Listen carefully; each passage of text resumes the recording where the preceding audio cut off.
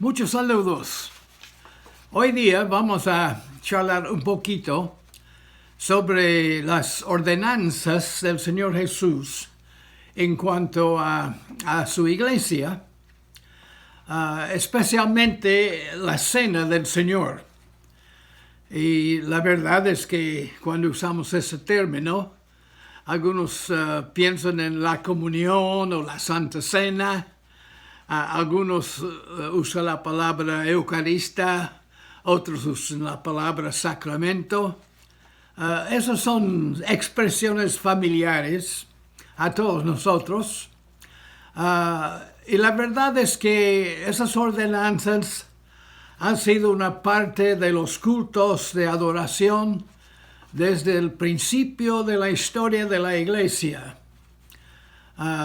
Pero vamos a pensar principalmente en cuanto a las iglesias evangélicas ahora.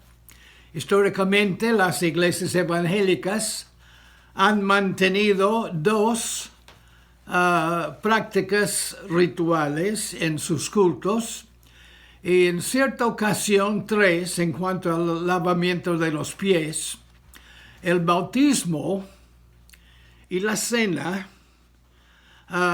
de comunión o memorial se usa en ocasiones de reuniones especiales en las iglesias y en ocasiones muy especiales con algún propósito especial se usa el lavamiento de los pies.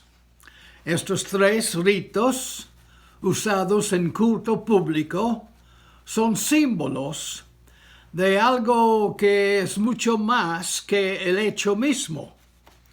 El bautismo se hace individualmente y se hace después de reconocer al Señor Jesús como Señor y Salvador de la vida, porque representa la muerte a la vida sin Jesús, entrando también con Él y la resurrección del renacido a una nueva vida con Cristo como centro de la vida. Entonces el bautismo es un símbolo muy fuerte porque representa un entierro y una resurrección a una novedad de vida. Y se hace una sola vez normalmente. El lavamiento de los pies es algo, como digo, que se usa en ocasiones muy particulares y normalmente con algún propósito especial. Porque Jesús dijo que esta ceremonia fue un ejemplo que Él estaba dando a los apóstoles en cuanto a su motivo de servicio los unos a los otros. Hoy día vamos a pensar principalmente en la cena. Se presenta la cena en los evangelios. Se encuentra en Mateo capítulo 26, en Marcos capítulo 14 y Lucas en capítulo 22. Ahora, Juan no da esa historia precisamente como los demás evangelistas. Juan usa los mismos símbolos de carne y sangre en el capítulo 6 de su evangelio, pero es otra ocasión y con muy diferente fin, es decir, que su fin final era muy diferente del bautismo o la cena en culto. Hoy vamos a ver y pensar principalmente en lo que llamamos la Santa Cena o la Cena del Señor en las iglesias evangélicas. Algunos lo llaman la Cena de Comunión y se basa en la última cena de Cristo con los apóstoles antes de la crucifixión. Él en esa ocasión transformó un ritual judío celebrando el éxodo de Egipto a una celebración memorial de lo que Él hizo para librarnos del pecado y para darnos la esperanza de la eternidad con Él. Vamos a seguir aquí el plan de Pablo a los gentiles, es decir, que vamos a usar lo que Pablo escribió a los corintios, y vamos a notar que en su vocabulario no era nada religiosa en su vocabulario, en la expresión aquí. No hay vocabulario judío tampoco. Entonces vemos que Pablo en esa ocasión está hablando a gentiles al escribir a los corintios. Nosotros somos gentiles normalmente, hablando en cuanto a los miembros de las iglesias, los creyentes en Cristo de hoy día, aunque hay judíos también que son creyentes. Pero vamos a ver que Pablo dice que él recibió una revelación especial de Jesús mismo en cuanto a la celebración de la cena. Y también él expresa que es como parte de nuestra celebración de un culto especial de adoración y gratitud. Y también, naturalmente, la proclamación de la muerte del Señor Jesús y también su retorno. También se ve que tiene que ver con el compañerismo, que vamos a ver pronto. Y voy a leer aquí lo que Pablo escribió precisamente a la iglesia de los Corintios en su capítulo 11, en su primera carta. Capítulo 11 de Primera de Corintios, versículos 23 a 29, dice: Porque yo recibí del Señor lo que también os he enseñado, que el Señor Jesús, la noche que fue entregado, tomó pan, y habiendo dado gracias, lo partió, y dijo: Tomad, comed, esto es mi cuerpo que por vosotros es partido. Haced esto en memoria de mí. Asimismo tomó también la copa, después de haber cenado, diciendo: Esta copa es el nuevo pacto en mi sangre. Haced esto todas las veces que la bebiereis en memoria de mí. Así pues, todas las veces que comieres este pan y bebieres esta copa, la muerte del Señor anunciáis hasta que Él venga. De manera que cualquiera que comiere este pan o bebiere esta copa del Señor indignamente será culpado del cuerpo y de la sangre del Señor. Por tanto, pruébase cada uno a sí mismo y coma así del pan y beba de la copa. Porque el que coma o bebe indignamente, sin discernir el cuerpo del Señor, juicio come y bebe para sí.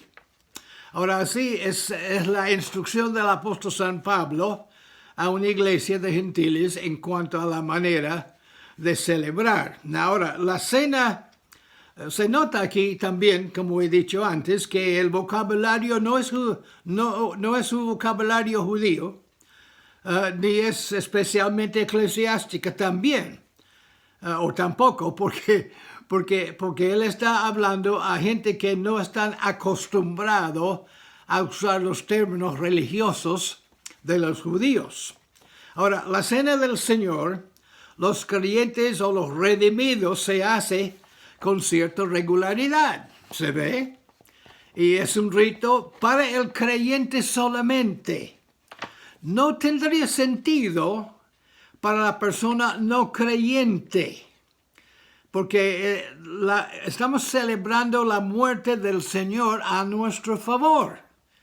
Y si una persona no es creyente, no acepta esta verdad, entonces lo que llamamos la cena del Señor no tendría sentido para esta persona. Normalmente se hace la cena en un grupo. Ha sido siempre usado en una reunión normalmente de la iglesia, porque demuestra actualmente tres cosas. Según el informe de Lucas, porque volviendo a ver lo que pasó cuando Lucas escribió la historia del principio de la celebración de la cena, Lucas agregaba algo que Pablo no mencionó, pero aunque no vamos a hacerlo en la forma de Lucas normalmente, hay sentido que debemos ver, o hay una cosa que es de valor en ver, y eso es, en primer lugar, era una copa de compañerismo. Aunque Pablo habla de solo una copa y un pan, Lucas habla de dos copas. La primera copa era obviamente una copa de compañerismo. Él tomó una copa para compartir con todos, prometiendo estar con ellos otra vez en el reino, antes de romper el pan y dividir la segunda copa. Entonces vemos allí que, aunque Jesús tomó tres elementos en celebrar la cena, nosotros estamos normalmente combinando las dos copas en una sola, y eso veremos luego. Ahora, luego, después de esa primera copa de compañerismo, porque él dijo que sería su última ocasión con ellos hasta verles en el reino.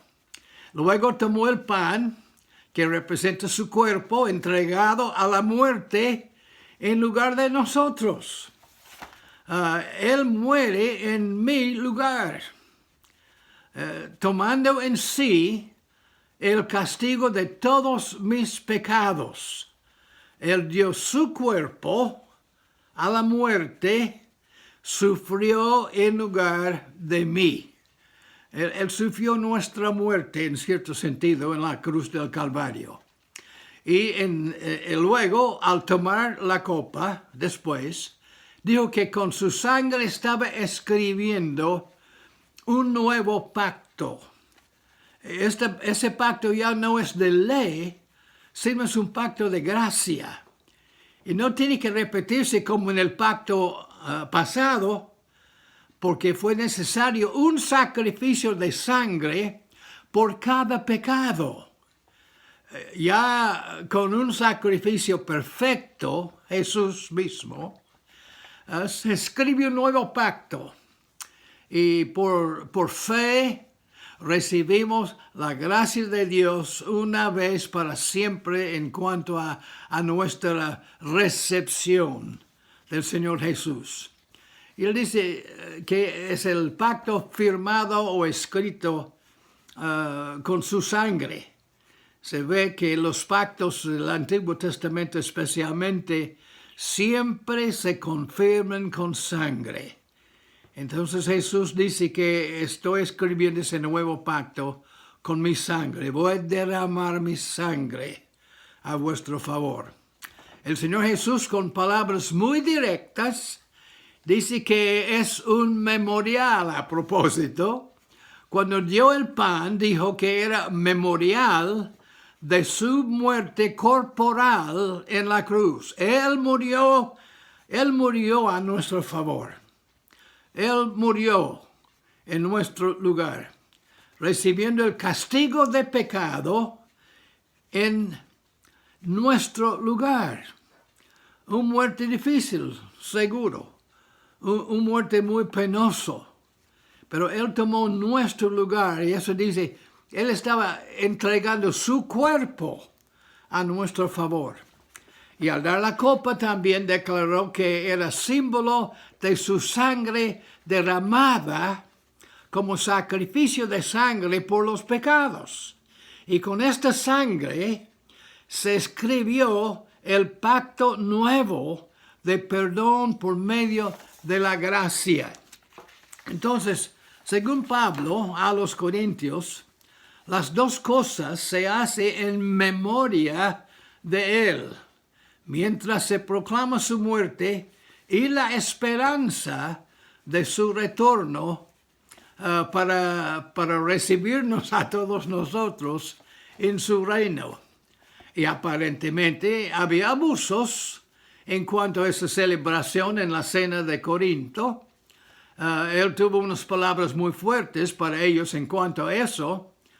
Y también se puede aplicar a nosotros, creo.